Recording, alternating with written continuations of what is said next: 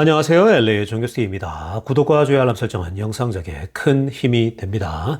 자, 오늘 살펴볼 주제들은요. 자, 테슬라 미친 상승을 준비한다는 주제 다뤄봅니다. 자, 그리고 블랙락이 경기 침체를 경고했습니다. 그 내용 분석해 보고요.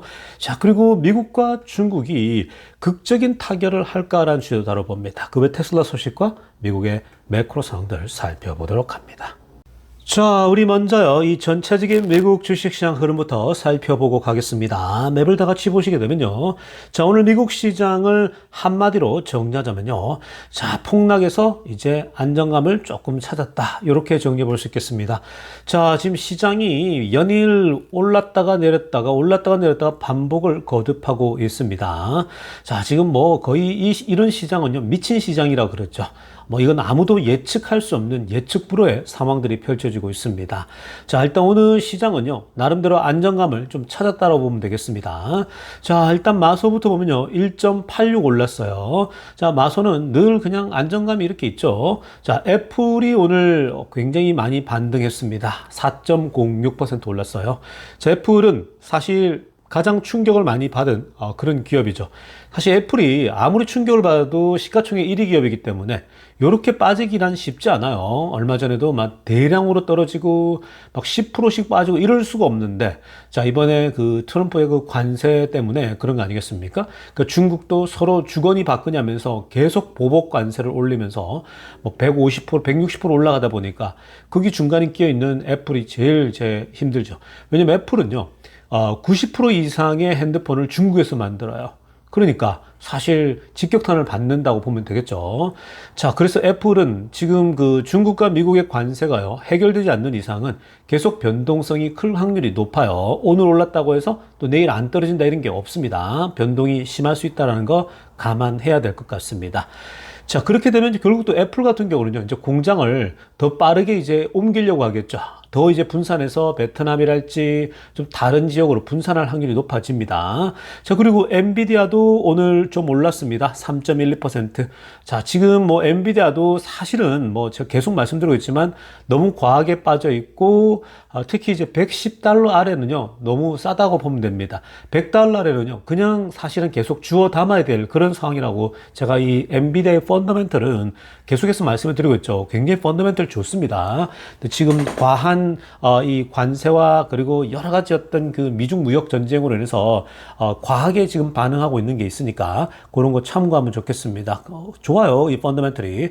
아마존도 회복했죠. 2.01%. 아마존의 상당수의 물건들이 대부분 다가 또 중국에서 오는 게 있다 보니까 여기 영향을 받는 건데, 뭐 아마존도 이렇게 하루 오르고 하루 내리고 하루 오르고 하루 내리고 이런 분위기입니다. 저 구글도 2.59% 올랐어요. 구글은 어저께 사람도 해고하고 이럴 정도로 계속해서 구글도 허리띠를 졸라매고 있는 그런 형국입니다. 자, 메타 0.50인데 뭐 이건 의미 없는 숫자고요. 테슬라 0.04 빠진 걸로 나오지만 애프터마켓은 플러스로 돌아섰다. 지금 뭐 한 $250, $260 혹은 $280. 그러니까 지금 전체 레인지가요, 테슬라가 정말 안 좋게 내려가면 $220 부근, 그리고 요즘 레인지가 280 왔다 갔다 하고 있죠. 그래서 220에서 280 왔다 하고 있는데, 이게 이제 시장의 경기가 풀리고 뭔가 이제 이 소위 어렵게 만들고 있는 시장 환경들이요, 풀리잖아요. 그럼 테슬라는 $300 뚫어버리고 굉장히 이 큰 폭의 상승이 나올 확률이 높습니다. 그러니까 저렴할 때 여러분들이 조금씩 더 담아가는 것들은 굉장히 좋아요. 테슬라도 올 한 해, 내년 한 해, 지금 한 1, 2년 사이에는요, 폭발적 성장이 기대되고 있습니다. 그리고 나머지 주식들 보세요. 뭐 전반적으로 오늘 흐름이 나쁘지 않았어요. 시장이 굉장히 그 공포감이 있음에도 불구하고 회복되고 있는데, 이런 것들이요, 미국의 그 인플레이션 지표도 뚝 떨어지는 게 나왔어요. CPI가. 그래서 그런 부분에 기대감들이 좀 있는 거죠. 연준이 금리를 내릴 수도 있는 그런 상황으로 가고 있기 때문에 시장이 지금 오락가락하고 있다고 보시면 되겠습니다. 자, 지금부터는요, 미국 경제 상황과 매크로 이슈들을 살펴보도록 하겠습니다. 자, 가장 먼저 살펴볼 소식은요, 오늘 지금 그 인플레이션에 대한 기대치, 즉 미래 이제 기대 인플레이션에 대한 데이터가 나왔는데요, 최악의 데이터가 나왔습니다. 자, 보시면요, 아래쪽에 인플레이션 expectation인데, 한번 보십시오. 이게 미시간 대학교에서 공개하는 건데, 6.7%까지 한번 보시면요. 계속 내려왔었죠. 인플레이션 데이터가. 내려오고 있다가 이게 갑자기 미친 상승을 해버립니다. 여러분, 지금요. 2022년도에 그때 금리가 계속 올라갔잖아요. 금리가 계속 오르는데 그 전에 보시면 지금 그래프가 위로 올라가 있는데 이게 무슨 말이냐면요. 현재 저 당시 물가가 막 오르고 있었죠. 물가가 오르고 있다 보니까 이거 인플레이션 더 나오겠다면서 그래서 금리도 막 미치듯이 올라갔거든요. 근데 지금 기대 인플레이션이요 22년보다 더 올라가고 있습니다. 그러니까 이게 지금 앞으로 어마어마하게 인플레이션이 생길 것이다 라고 하면서 이게 수직으로 올라가는 거 보세요. 일직선으로 이렇게 올라가는 건요. 이거는 역사상 딱 한 번 있었어요. 1981년도 이건 포워크 시대 아시죠? 그때 미국의 금리가 뭐 20%, 25%까지 올라가서 그때 하루아침에 다 거지가 됐잖아요. 미국 사람들이. 그러면서 물가를 잡았거든요. 그때 이후로는 사실은 처음 있는 일, 이렇게 급격하게 기대 인플레이션 올라가는 건요. 이 정도입니다. 그러니까 지금 시장에 공포가 생길 수밖에 없겠죠. 주가도 영향을 받는 거고요. 원래 기대 인플레이션이라는 건요. 그 좋은 게 아니에요. 제가 계속 말씀드리고 있는 부분이지만 기대 인플레이션이 높아진다? 이게 무슨 말이냐면요. 이게 원래는 좀 무서운 거예요. 사람들이 어떻게 생각하냐면요. 앞으로 6개월 뒤, 1년 뒤 물가가 오를 것이다. 그 기대 인플레이션 올라가지 않습니까? 그 사람들이 어떻게 할까요? 지금 물건을 더 사라 라고 명령 내리겠죠. 사람들이 회사들도 그렇고 야 나중에 더 오르니까 지금 쓸어 담어 라고 그러겠죠. 그러면 너도 나도 뛰어들면서 막 다 쓸어 담아 버리면요 지금부터 미치도록 물가가 상승한다라는 거예요. 그래서 기대 인플레이션이 정말 무서운 거예요, 여러분. 그러니까 이런 데이터를 함부로 보면 안 되는 거거든요. 자, 그래서 지금 이거는 굉장히 안 좋은 지표거든요. 근데 이런 지표를 보면 오늘 시장은 더 폭락해야 돼요. 오늘 근데 시장들이 전반적으로 올랐지 않습니까? 자, 그 왜 그럴까요? 자, 그나마 시장들이 좀 똑똑하게 반응하고 있는 것이, 지금 이런 인플레이션 지표가 지금 이게 굉장히 일시적으로 보는 거예요. 또 이게 구조적인 문제는 아니다라는 게 그나마 지금 다행인 거예요. 자, 우리가 1980년대 포버커 시대, 그때 미치도록 막 금리가 막 25%까지 올리면서 다 무너지지 않았습니까? 그때는 인플레이션이 심했으니까요. 근데 그때는 구조적인 문제였어요. 시스테마틱한. 근데 지금은요, 시스테마틱하게 구조적 문제가 아니라 트럼프를 위한 그런 현재 이 인플레다 보니까 이게 일시적으로 올라가지만 어떤 정말 이 구조적인 문제라기보다는 일시적으로 보고 있는 거죠. 자, 그런데 문제는 뭐냐면요. 이게 이제 구조적으로까지 번질 수 있다는 거죠. 그게 위험하다는 거야. 얼마 전에 주가 제가 오를 때에 제가 이거는 주식시장이 너무 떨어지면은 시스테마틱 이슈가 생길 수 있다 말씀드리지 않았습니까? 구조적 이슈라는 게요. 경제 기관들이 다 붕괴되는 거예요. 이게 이제 돈을 빌려서 투자한 사람들이 굉장히 많단 말이에요. 그게 부러져 버리면요. 정말 작은 은행들 돈을 갚아야 되니까 실물자산 팔고 이러면서 막 한꺼번에 무너지는 거예요. 그래서 사실은 트럼프도 그 밑에 지금 보좌진들이요. 너무 빈약해요. 지금 제가 계속 말해 디테일이 너무 부족하다고요. 오늘도 기회가 되면 이따가 좀 나눌 텐데, 정말 그 루비오 국무장관도요. 아까 얘기하는 걸 제가 봤거든요. 아까 그 뉴스 나오는 걸요. 야, 그냥 아부 떠는 수준밖에 되잖아요. 그러니까 트럼프가 무서우니까 트럼프 앞에서 제대로 얘기해 줄 사람이 없습니다. 루비오 국무장관이라면 총책임자잖아요. 일종의 국무총리나 마찬가지라고요. 앞에서 그냥 트럼프 무서워가지고 그냥 애기처럼 아부만 떨고 있습니다. 왜 트럼프가 지금 이런 관세를 정책을 피고, 중국이 우리 직업을 다 빼앗아갔고, 중국이 오랫동안 우리를 이용했고, 아니, 그런 걸 모르는 사람이 지금 어디 있어요. 근데 그런 것들은요, 단순히 그것만 지적해서 관세를 이렇게 확 때려버린다? 그 제일 바보 같은 어리석은 접근이거든요. 뭔가 디테일한 준비들을 가지고 철저하게 치밀하게, 중국에게 그동안 잃었던 것들을 야금야금 이렇게 접근을 해야 되는데, 이런 식으로 눈에 보이는 뻔한 수를 던져버리면요 이건 답이 없는 거예요. 근데 루비오 국무장관도 그렇고 지금 우리가 정책들을 조금 더 세밀하게 가다듬어야겠다 이런 얘기를 하면 좋은데 그냥 무서우니까 얘기를 못 하는 거예요. 그러니까 이게 여러분 머스크하고 차이예요. 머스크는 그 장관들이나 사람들에게 얘기를 하지 않습니까? 솔직하게. 뭐 트럼프에게도 지금 좀 우리가 프리 트레이드 존을 만들 필요가 있다. 그러니까 관세를 하는 것도 부분적으로 적용해야 되지만 좀 자유무역이랄지 이런 것도 같이 그거는 굉장히 현실적으로 아주 실제 실제적인 접근들이거든요. 근데 머스크는 그 얘기를 하잖아요. 그냥 트럼프가 안 무서우니까. 근데 아까도 국무장관이 하는 얘기 보니까 전부 다 그냥 트럼프 앞에서 아부 떨고 있는 그런 모습입니다. 지금 대한민국도 그랬던 거예요. 저렇게 대통령이 탄핵당하는 것도요. 그 보좌진들이 전부 다 아부나 떨고 있고 그게 문제인 거예요. 그렇게 되면 국정이요. 마비가 되는 거예요. 근데 지금 트럼프도 마찬가지예요. 이렇게 엉망으로 만들지 않습니까? 그러니까 지금 여러분 중요한 거는 그런 게 아니라 디테일함, 그리고 담대함, 그리고 당당함. 대통령 앞에서도 분명하게 지금 흘러가고 있는 문제를 지적하면서, 근데 그걸 굉장히 펄라이트하게, 공손하게 잘 얘기하면 되는 거거든요. 근데 머스크가 다 얘기해 줬으니까 이번에 90일간 유예가 나온 거예요, 여러분. 그러니까 굉장히 지금 문제가 심각하거든요. 그래서 이 디테일한 부분들이 굉장히 필요한데 시스테매틱 이슈까지 안 빠지도록 그걸 지금 빨리 막는 게 굉장히 우선순위입니다.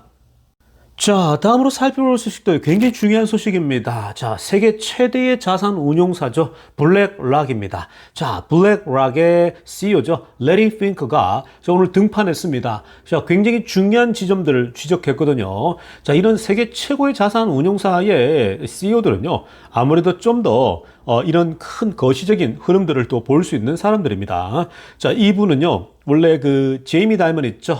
세계 최대의 은행인 체이스, JP 모건의 수장인 이 제이미 다이먼과 또 이 자산 운용사인 블랙락의 이 레리 핑크, 이 두 사람들의 한마디 한마디는요, 언제나 이 자체의 그 무게감이 있습니다. 그래서 대통령도 귀담아 들었죠. 그 사실 트럼프도 그 제이미 다이먼 얘기 잘 듣는단 말이죠. 왜냐면은 재무장관 세우려고 했거든요. 원래는요. 자, 당신이 내 행정부의 재무장관이 되어달라 그랬는데 거부했죠. 제이미 다이먼이 거부했는데, 자, 그만큼 이 트럼프가 신뢰하는 사람이에요. 얘기를 듣습니다. 그러니까 최근에 제이미 다이먼도 이러다가 구조적 위기와 이렇게 얘기를 하니까 트럼프도 이제 90일 유예. 그러니까 이게 머스크도 그런 얘기를 했고 다 똑같은 얘기를 해준 거죠. 여러분 아무도 지금 현재 대통령 최측근 중에 나바로랄지 이런 사람들 얘기를 안 해요. 한번 들어보세요. 그 국무 내용들 들어보면요. 아부만 하고 있다니까요. 그러면 망해요, 여러분. 내가 이 자리에 잘린다 할지라도 이 국가를 생각한다면요. 분명히 이 얘기를 해줘야 되는데 못하고 있는 건데 다행히 지금 외부에 있는 이런 굵직굵직한 사람들이 트럼프 눈치 보지 않고 얘기하는 건요. 굉장히 중요합니다. 이게 민주주의고 이게 국가가 제대로 돌아가는 거예요. 자, 블랙락의 레리 핑크 보세요. 이런 얘기를 합니다. 자, 지금 경제 이 침체죠. 이코노믹 슬로우다운입니다. 경기 침체에 대한 두려움, 공포가 현재 계속해서 빠르게 올라오고 있다는 거죠. 특히 트럼프 대통령이 이 전방위적인 이 관세 정책을 이렇게 공개한 이후로 정말 sharply rise 하고 있다고 합니다. 그러니까 여러분 지금 이 경제 이 침체에 대한 공포가요 너무 심하게 지금 올라오고 있는 거예요. 그러니까 이게 트럼프 대통령이 관세 정책을 안 취했을 때는요, 정말 어마어마하게 장밋빛이 펼치지 않았습니까? 주가가요 아마 올해 한 해 어마어마하게 오를 거라고 봤거든요. 근데 이 관세가 일기 때보다 더 강한 10배는 더 강하게 지금 때려버리니까 지금 이렇게 시장이 붕괴되고 있다 얘기를 합니다. 그래서 경기 침체에 대한 공포가 있다고 얘기를 하고 있고요. 자, 그러면서 지금 이런 얘기를 하고 있습니다. 지금 이미 보는 것처럼 초록색으로 하나 보세요. I think you're going to see across the board and just slow down until there's more uncertainty라고 합니다. 지금 전반적으로 경기 전반적으로 슬로우다운이 보인다라는 거죠. 그러니까 지금 뭔가 경기 자체가요 이 쪼그라들고 있다라는 거예요. 그거는 뭐 확실하죠. 그래서 뭔가 확실한 것이 보일 때까지는 그럴 수밖에 없다라는 건데, 근데 지금 90일간의 포즈 있지 않습니까? 자, 90일간의 유예를 해줬는데 이것마저도 불확실성을 더 한다라는 거예요. 그러니까 무슨 말이냐면 90일간 줘가지고 갑자기 주가가 올랐지만 뒤에 또 흘러내렸잖아요. 계속 왔다 갔다 하고 있는 거거든요. 왜냐면 이게 뭔가 90일간 유예가 해결의 어떤 통로가 될 것 같지만 그 반대로 될 수 있는 거예요. 그럼 안 되면 어떡하냐는 거죠. 협상이 안 되고 하면은 또 무너지는 거 아니냐라는 거거든요. 그러니까 90일간 멈추는 것도 오히려 불확실성을 더하는 거예요. 그리고 여기서 좀 더 나간다면요, 이 90일간의 포즈는 그만큼 준비가 지금 안 돼 있다라는 거예요. 그냥 한 달이면 한 달, 보름이면 보름에서 미국도 디테일한 준비가 돼 있으면 좋겠는데 미국마저도 지금 이 테일러 메이드 디테일한 준비가 안 돼 있다고 말씀드렸죠. 그래서 지금 현재 이 90일간이 오히려 더 이건 서로가 준비 안 돼도 지금 허겁지겁 준비해야 되는 그런 상황이 펼쳐지고 있다는 겁니다. 그래서 여전히 uncertainty가 더 가중되고 있다라고 얘기를 하고 있는 겁니다. 그러니까 주식시장이 다시 이제 돌아온 거고요. 자, 그런데 이런 질문이 들어왔습니다. 그러면 미국의 그 financial crisis를 어떻게 보냐 그랬어요. 이러다가 그 파이낸셜 위기가 오냐 미국이 이 관세 이런 흐름 때문에 이랬더니 he didn't think the US was in financial crisis. 지금 미국이 경제 위기에 빠져 있다라고 생각하지 않는다는 거죠. 당연하죠. 지금 미국이 완전 financially 어마어마하게 위기에 빠져 있다. 뭐 그 코로나 그 이전에 코로나와 그다음에 그 미국의 서프라임 모기지 그건 아니라는 거죠. 그러면서 뭐라고 하냐면요. mega trends in the economy like artificial intelligence would persist라고 합니다. 그러니까 이게 굉장히 중요한 얘기하죠. 지금 미국을 이끌어가고 있는 이 메가 트렌드, 그 뭡니까? 인공지능이라는 거. 이 산업의 어마어마한 큰 흐름은 계속해서 지속될 거라는 거죠. 그래서 지금 위기는 벗어날 수 있다는 건데, 자, 여기서 지금 레리 핑크가 하는 얘기는 무슨 말이냐면요. 지금 미국이 그냥 자잘한 이 어떤 이 공장 갖고 와가지고 사람들 미국 사람들 취업시켜가지고 제조업 갖고 오고 일일이 모든 신발 공장 무슨 자전거 공장 뭐 타이어 공장 이런 모든 이 자잘한 공장까지 다 갖고 들어와가지고 미국을 제조업의 강국으로 만들겠다 그거 아니란 얘기를 하는 거예요. 그러니까 지금 그게 아니라 저도 계속 얘기하지 않습니까? 지금 미국은 최첨단 산업들 인공지능 지금 미국이 주도하고 있잖아요. 그 최첨단 산업을 가지고 더 세밀하게 확실하게 끌고 가고 그 부분은 계속해서 밀고 가면서 동시에 미국은 선별적인 디테일한 어떤 분석을 통해 가지고 미국에 가져올 제조업들은 어떤 것들을 가져올 것인가 그런 것들 딱 미국에 맞춰서 움직이면 되는 거거든요. 이런 미국의 전체의 이 인공지능과 관련돼서 그런 것들을 형성하면 되는 거예요. 근데 지금 트럼프 행정부 멤버들이 나바로도 그렇고 그냥 신발 공장부터 다 갖고 들어오자라는 거예요. 모든 제조업을요. 중국이 우리 걸 다 빼앗아갔다. 중국이 우리 걸 다 가져갔다. 앵무새처럼 그것만 반복해요. 아니, 지금 그렇게 산업이 형성된 게 여러분 단순히 중국이만 빼앗아간 겁니까? 기업들은요, 싼 곳으로 이동하게 돼 있는 거예요. 인건비 저렴한 곳으로 다 이동하게 돼 있는 거예요. 전 세계가. 그건 어쩔 수가 없는 거예요. 그러면 그게 당연한 건데, 어떻게 그러면 되돌릴 것인가? 그리고 모든 걸 다 신발 공장까지 되돌린다 하니까, 지금 여러분 중국에서나 지금 짤이 뭐가 돕니까? 트럼프 대통령, 머스크, 미국의 내각들이 전부 다 신발 공장에서 만드는 거 있죠. 그 미싱 돌리는 거. 그런 거를 지금 만들어가지고 영상을 돌고 있을 정도입니다. 그러니까 그게 무슨 말이냐면요. 지금 그런 모든 제조까지 제3세계나 2세계나 저렴하게 인건비를 통해서 만들어야 될 그런 것까지 가져오겠다? 지금 그런 디테일함이 너무 떨어진다고요. 그러니까 피터 나바로가 잘리는 거거든요. 지금 더 섬세하게 미국에게 필요한 제조업들 중에 요거는 우리가 가져올 수 있을 것이다 해서 쫙 해서 그걸 밀고 가야 되는데 지금 엉망인 거죠. 그러니까 지금 레리 핑크 같은 경우도 미국이 잘하는 거, 지금 최첨단 산업, 미국은 그런 게 뛰어나지 않습니까? 그리고 실제로 지금 애플부터 시작해서 시가총액 탑 10을 보세요, 여러분. 현재 플랫폼 기업, 전 세계를 지배하는 플랫폼 기업은 미국이 다 가지고 있거든요. 구글, 유럽 사람들이 안 쓰는 사람들이 누가 있습니까? 그리고 페이스북, 유럽의 소셜 네트워크 다 지배하고 있잖아요. 애플 핸드폰 안 쓰는 데가 어디 있습니까? 전 세계가 쓰고 있죠. 중국까지. 모든 것들을 다 지배하고 있대요. 마이크로소프트 보세요, 여러분. 근데 유럽은요, 가지고 있는 게 그냥 자동차 산업이랄지 이런 거밖에 없다고요. 근데 그걸 다 뺏어와서 우리 하겠다. 그건 욕심이죠. 그건 미국의 욕심이라고요. 그러니까 그만큼 미국이 지금 초강대국으로 시가총액 탑 10 기업을 보면요. 미국이 압도하고 있다고요. 어느 나라도 할 수 없는 거를요. 근데 그거에다가 제조까지 다 쓸어 담겠다고 하는 건요. 그거는 과한 욕심이에요. 그렇게 하는 건요. 바르지도 않아요. 다른 나라들도 먹고 살기 위해서 해야 되죠. 가난한 나라들이 할 수 있는 신발 제조업 이런 걸 해야 되는 거 아닙니까? 그러니까 지금 이 레리 핑크도 그렇고 머스크도 그렇고 지금 진짜 머리 브레인들은요. 다 그런 얘기를 하고 있는 거예요. 그러니까 좀 적당히 하자. 이제 그 정도는 적당히 마무리하자라는 거죠. 이런 지적들은 굉장히 중요합니다. 이 트럼프가 듣거든요. 자, 지금부터는요, 테슬라 소식 집중적으로 들여다보겠습니다. 자, 가장 먼저 살펴볼 소식은요. 자, 여러분, 먼저 오늘 이 데이터를 보고 가겠습니다. 테슬라의 큰 상승, 그리고 미국 주식들의 큰 상승을 예상할 수 있는 데이터를 한번 보여드리겠습니다. 자, 여러분, 지금요, 이 데이터는 어떤 거냐면요. S&P를 기준으로 해서, S&P 500을 기준으로 해서 하루 만에, 그 상승폭, 그리고 그렇게 크게 올랐을 때에 하루 만에 그 1년 뒤, 3년 뒤, 5년 뒤에 얼마나 크게 더 주가가 올라가는지를 볼 수 있는 굉장히 중요한 데이터입니다.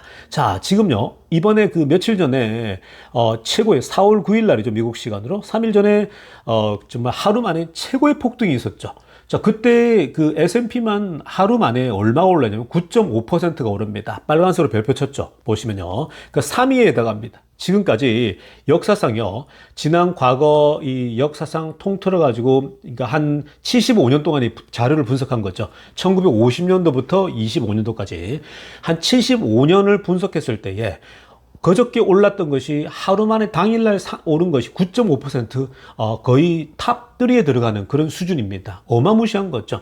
과거에요, 어마어마하게 올랐을 때가 언제냐면 2008년도, 자, 금융위기 때죠. 10월 13일, 그리고 10월 28일, 11%씩, 10%씩 뛰어 올랐었어요. 왜냐면 그때 뭐 어마어마하게 빠졌으니까. 자, 그런데 지금 보시면요, 25년도 정말 이런 시대가 오는 거죠. 9.5%나 뛰어 올랐는데, 자, 무지막지게 올랐죠. 그런데 여기서 중요한 포인트는 뭐냐면요, 여러분, 지금 보시면, 지금 그 보통 이렇게 그 해에 어마어마하게 오르잖아요. 하루가 그렇게 한 번에 뛰는 게 나오면은 1년 안에 오르는 거 보면요. 지금 보십시오. 오른쪽 편에 1년 안에 보면은, 1부터 15번까지 쭉 보면요. 10%, 14%, 또 62% 사실 다 다양합니다. 막 10%에서 30%, 50%, 60%까지 이렇게 편차를 두고 오른다라는 거예요. 그리고 3년 뒤에는요, 이 S&P가 이제 더 올라갑니다. 막 이 2배, 3배, 6배, 이런 식으로 뛰어오릅니다. 어마무시하게 올라버려요. 뭐 거의 100%도 뛰어 올라 버립니다. 그리고 5년 동안 보면요, 그냥 100%는 다 넘어간다고 보면 돼요. 그러니까 5년 동안 지금 현재 사게 되면은 S&P 기준으로 그냥 이 지수를 사더라도 5년 안에는 2배가 무조건 올라간다라는 거예요. 그러니까 이런 부분에서는 워렌 버핏의 얘기가 틀린 게 절대 아닌 겁니다. 자, 그런데 지수가 이렇게 오르게 되면요, 여러분, 각 개별 주식들은 더 많이 오르겠죠. 그 개별 주식들은 지금 우리가 테슬라, 그리고 엔비디아, 제가 계속 넘버원, 넘버2라 그러는데, 미래의 성장력을 갖고 있는, 폭발적인 성장을 갖고 있는 기업들은요, 지수가 이 정도 오르면요, 막 그냥 지수보다 5배, 6배, 10배씩 더 뛰어 오르거든요. 그러니까 일단 이 데이터를 보면서 좋은 건 뭐냐면, 지난 75년 동안 어김없이 틀리지 않는 건 뭐냐면, 그 해에 정말 폭등하는, 하루 당일치기로 폭등하는 막 이런 식으로 오르게 되면 반드시 그 해, 그리고 5년 내에 어마어마하게 주가는 상승한다는 거예요. 그게 왜 그럴까요, 여러분? 그 왜 그럴까요? 이렇게 하루 만에 당일치기로 폭등하는 건요, 그만큼 많이 떨어졌다라는 거예요. 그리고 시장은, 소위 말해서 투자자들은요, 시장에 대한 기대감들이 있거든요. 근데 너무 많이 빠진 거예요, 과하게. 그러니까 이번에 트럼프의 관세를 해서 너무 과하게 빠졌잖아요. 이거 시스템 위기도 아니에요? 트럼프의 관세 정책으로 빠진 거예요. 그렇기 때문에 언제든지 트럼프가 관세를 적당히 조율하고 타입을 맞추고 나면은 어떻게 될까요? 그러면 결국은 어마어마하게 오르겠죠. 그러니까 오히려 정말 좋은 기회가 오고 있는데, 당연히 사람들이 기대감이 있는데 이렇게 떨어졌기 때문에 사람들은 더 많이 이제 떨어진 것을 저평가됐을 때 더 사겠다라고 덤벼드는 거거든요. 자, 그래서 지금도 엄청 빠졌잖아요. 고점에서 다들 모든 것들, 각 개별 기업들은 너무 많이 빠진 상황이거든요. 다 싸져 있는 상황이에요. 자, 그래서 어마어마하게 들어올 텐데 지금 관세 정책이 언제까지 갈 것이냐 눈치만 보고 있는 거예요. 분명히 트럼프가 저거 바꿀 텐데, 트럼프가 끝까지는 못 갈 텐데라는 걸 다 알고 있어요. 저거는 그냥 윽박 지르고 협상 테이블로 데려오기 위해서 하고 있는 거라는 거, 블러핑이라는 걸 다 알고 있어요. 근데 중국과 너무 급발진으로 가니까 시장에 공포가 있는 거거든요. 자, 그래서 지금 여러분들은 어떻게 했냐면 지금 정말 좋은 기회를 맞이하고 있는 겁니다. 무조건 오르게 돼 있어요. 지금 데이터를 보세요. 많이 올라요. 지수가 이 정도면 개별 주식은요, 더 많이 오르니까 지금 여러분 다 지금 많이 빠져 있는 겁니다. 그러니까 부지런히 모아두세요. 결국은 관세 정책은 트럼프 한마디면 끝이 나요. 다 해결되면요, 주가라고 하는 건 미친 상승이 올 수가 있는 거예요. 그래서 테슬라도 더 좋지 않습니까? 480에서 가장 많이 떨어졌기 때문에 많이 떨어지는 갭이 가장 많이 올라요, 또. 그게. 그래서 여러분들이 테슬라의 큰 상승을 준비하고 대비하고 계시면 되는 겁니다. 그리고 엔비디아도 마찬가지로 다 그래요. 지금 많이 빠진 상태거든요. 그러니까 그런 기대감 가지고 계세요. 이게 시스템 위기, 정말 경기 엄청나게 그 미국의 파이낸셜 위기로만 안 빠진다면요. 관세를 계속 지지부진하게 끌면요. 위기가 올 수가 있어요. 근데 뭐 트럼프가 바보가 아닌데 계속 그렇게 할 수 있겠습니까? 아마 적절한 시점에 결국은 이 다 이제 정리하면서 미친 상승 올 겁니다. 그리고 중간 선거 기억하라 그랬죠. 내년 중간 선거에 패배하면요. 트럼프는 식물 대통령이 돼요. 그러니까 그걸 잘 보시면서 여러분들이 마음의 여유를 가지세요. 공포감 가질 때 아닙니다. 자, 다음으로 살펴볼 소식은요. BYD, 즉 테슬라의 경쟁자라고 알려있는 자, 중국 최고의 전기차 업체라고 할 수 있는 BYD입니다. 자, BYD가요. 지금 BYD의 실체입니다. 굉장히 심각합니다. BYD가 도대체 어떻게 경영을 하고 있는지, BYD가 어떻게 지금 운영하고 있는지 드러나는 그런 모습이거든요. 그리고 BYD가 이 정도면요. 중국 업체들이 다 이런 식으로 운영되고 있다고 보면 되는 겁니다. 자, 지금 BYD는요. 현재 본인들에게 부품을 공급하는 부품사들에게요. 이 공급사들입니다. 지금 공급사들 중에 중소 공급사들을요. 완전 파산으로 내몰고 있다고 할 정도입니다. 자, 보십시오. 자, 중국발 기사들이 계속 흘러나오고 있는데 자, 일단 초록색으로 하려는 거. 지금 한 공급사가요. 그러니까 275일간의 악몽이라고 하는 그 주제로 얘기를 하고 있는데 자, 지금 그 저장성의 자동차 부품 공장을 갖고 있는 이 천장고라고 하는 사람이 뭐라고 글을 올렸냐면요. 지금 오늘 내가 23번째 debt collection notice, 그러니까 은행으로부터 야, 너 부채 빨리 안 갚으면, 빚 안 갚으면 너 회사 다 그냥 접수한다라면서 노티스를 받았다고 합니다. 그걸 다 찢어버렸대요. 짜증나가지고. 왜냐? BYD가 본인 회사에 그 8.7 밀리언 유안을 빚지고 있다는 거야. 그러니까 BYD가 지금 870만 위안을 안 갚고 있다라는 겁니다. 본인 회사에 대해서.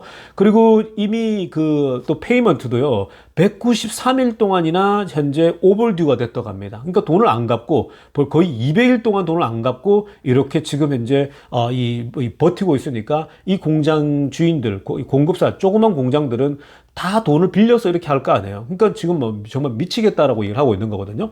자, 그러면서 뭐냐면 지금 현재 이 사람 공장이요. Forced to take out high interest loans just to stay afloat라고 합니다.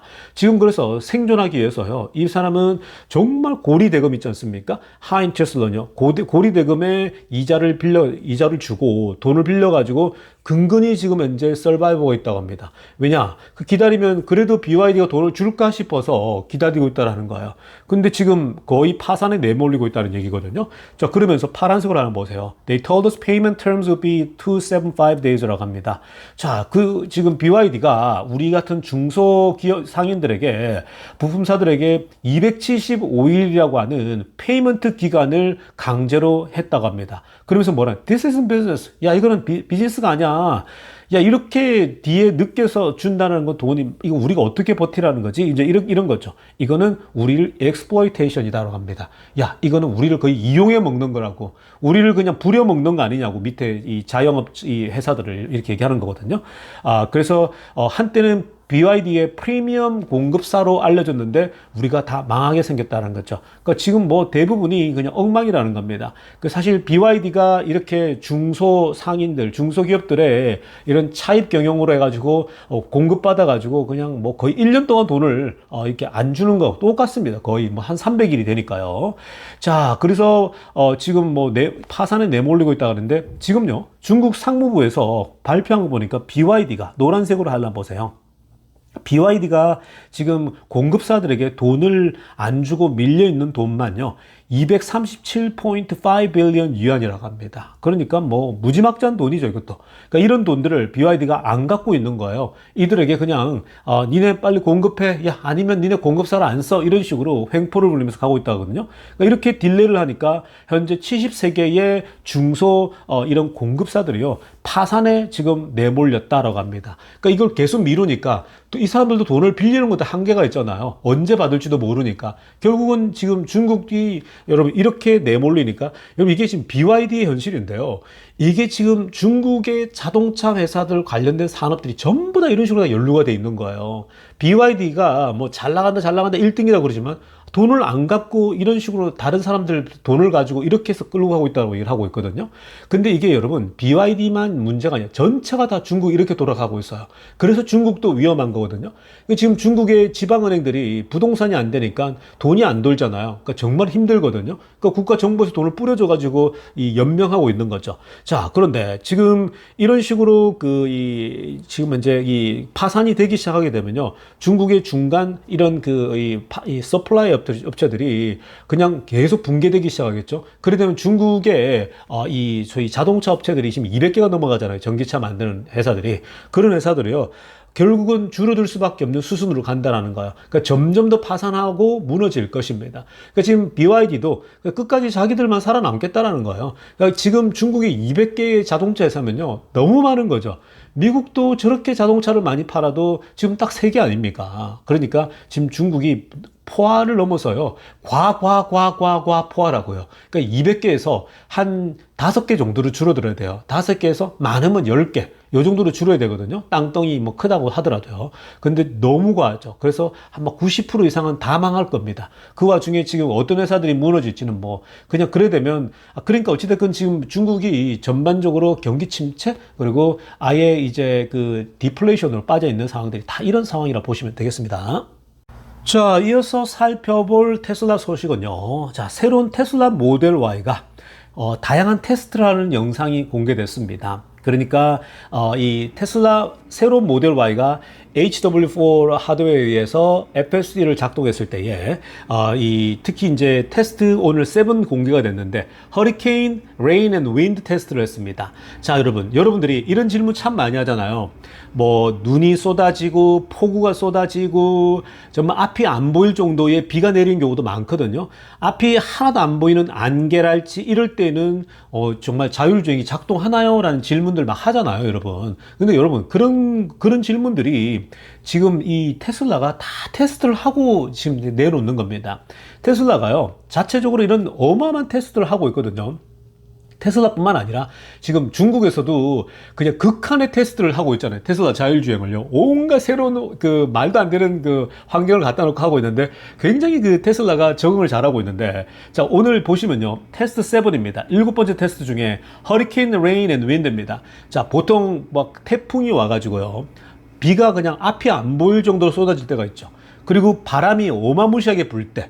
그러니까 그때는 뭐 앞도 안 보이는데 바람까지 태풍이 부니까 이건 뭐 사람도 운전하기 힘들잖아요. 근데 우리가 어쩔 수 없이 운전을 해야 되는 상황으로 내몰릴 때가 있지 않습니까? 뭐 길을 가다 보면 그런 식으로 갑자기 덮치니까. 자, 그런데 그 테스트를 하는데요. 그러니까 옆에 살수차가 막 물을 쫙 뿌리고요. 막 바람이 뭐 불고 이러면서 앞이 하나도 안 보입니다. 이 영상을 보면요. 그런데 지금 보세요. 차가 위에 사람이 타고 있고 자율주행으로 혹시나 대비해가지고 그리고 앞에는 막 폭풍우 소리 하나도 안 보여요. 지금 안에서는요.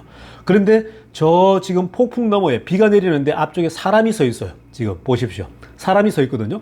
과연 자율주행이 이 보이지 않는 카메라 베이스로 보이지 않는 걸 지나갔을 때 어떻게 할 것인가. 근데 테슬라가 이 폭우가 앞이 안 보이니까 굉장히 천천히 움직입니다. 차가 정말 천천히 움직여요. 그러면서 천천히 움직여 나아가는데 앞에 사람이 있는 걸 발견합니다. 가까이 와서. 이게 멀리서는 안 보일 거 아니에요. 폭우가 쏟아지면요.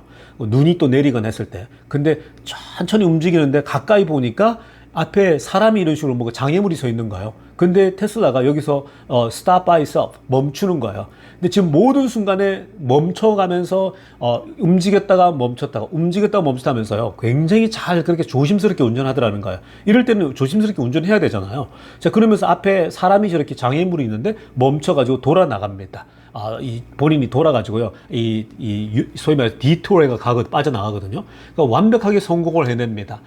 굉장히 놀랍죠. 그러니까 이 테슬라의 자율주행이요. 여러분, 이게 카메라가 여러 개가 달려있기 때문에요. 사실은 이런 모든 그 가까이에 있는 그 소위 말해서 가시거리가 짧으면 짧을수록 넓으면 넓을수록 길면 길수록 해서 굉장히 조심스러우면서도 반응 능력이요. 사람보다 훨씬 뛰어나요. 그 정말 이 사각지대 있죠. 블라인드 스팟. 사각지대에서 튀어나오는 것도 카메라는 먼저 읽어내요. 먼저 포착을 해요. 움직임들을. 근데 우리 사람들은 사각지대에 있는 걸 모르잖아요. 그 저도 자율주행 하다가 정말 제가 가끔씩 운전하다 보면 뒤에서 달려오는 걸 알지 안 보고 라이턴 하려고 할 때가 있잖아요. 근데 이 자율주행은요, 뒤에서 튀어나오는 걸 알지 안 보이는 데서 나오는 거를요, 지가 알아서 너무나도 잘 감지합니다. 그래서 오히려 사람보다는 훨씬 더 안전하게 운전한다는 거죠. 그러니까 여러분, 이게 지금 텍사스 공장에서 이번에 나오는 거 있죠. 그 자율 로보택시는요, 아마 버전 14이라는 이름을 달고 나올 수 있어요. 그렇게 되면 사람이 운전하는 것보다 더 안전한 수준으로 이미 안전 테스트를 마쳤다고 보면 되겠죠. 그러니까 엄청난 획기적인 그러한 상황이라고 보면 됩니다. 여러분, 이런 폭풍에 라이더 달고 레이더 달면요, 그 덕지덕지한 것들은요, 오히려 작동을 안 해요. 그리고 더 반응이 느리고요. 아예 움직이지도 못하겠죠. 근데 테슬라 카메라 베이스는 확실히 사람처럼 운전한다는 걸 우리가 다시 한번 확인할 수가 있는 것입니다. 자, 여러분, 오늘 영상은 이쯤 하고요. 2부 때 뵙도록 하겠습니다. LA의 조회수였습니다.